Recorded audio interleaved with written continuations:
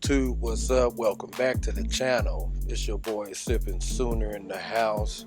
Today we're gonna be looking at OU schedule. We're gonna break down the three non-conference games, and then we'll get into the rest of the schedule as we get closer to the season. It is starting to be that time of the year where you're starting to see a bunch of preseason magazines and polls and first team all conference and this and that. So you already know I ain't happy with what I'm seeing. So we'll talk about that as well on a different day. So let's kick this off. Game 1, Arkansas State. Arkansas State went 3-9 overall with a 1-7 conference record in the Sun Belt Conference. They led by Butch Jones going into his third season, I believe. James Blackman, he's out of there. You know, the former Florida State quarterback, he's finally gone. Seems like his ass was in college for 7 years. I still remember the hit that he took in the Florida, when he was at Florida State. I swear, I thought he was never going to get up from that, but he did. So, Arkansas State returns Corey Rucker at wide receiver and brought in a few transfers to go along with a decent recruiting class. Now, I don't expect this to be much of a test for the Sooners. As fans, we should expect to see our first real game action from Action Jackson Arnold in this one. I think the Sooners win big.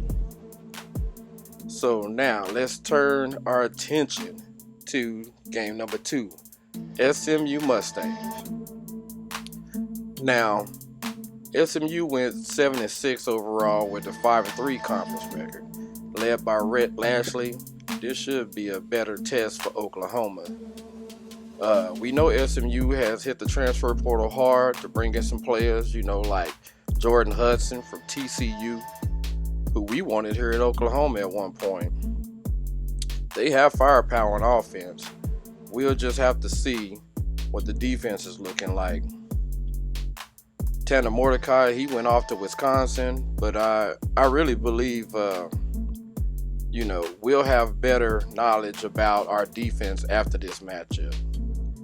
In the end, Oklahoma should have just a little too much for SMU to contend with.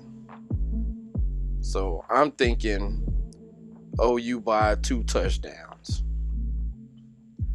Now in game 3, we gonna head up the Turnpike, take on Tulsa. Tulsa went 5-7 overall, 3-5 in the conference last season. They led by Kevin Wilson, the former Indiana head coach and OU offensive coordinator, as well as being the offensive coordinator at Ohio State the last few years. With Davis Brand transferring out, another quarterback's going to have to step up and take over the reins there. Wide receiver Malachi Jones is coming back, along with the addition of Braylon Presley, who played wide receiver at OSU. But we'll see plenty of time at running back. I don't think he's going to play much wide receiver this year at Tulsa. He might play a little, but he's mainly going to be a running back. He's a very explosive player too, by the way.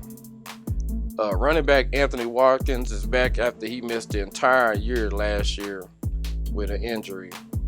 They also have 2 more running backs in Jordan Ford and Billy Jackson, who can carry the rock.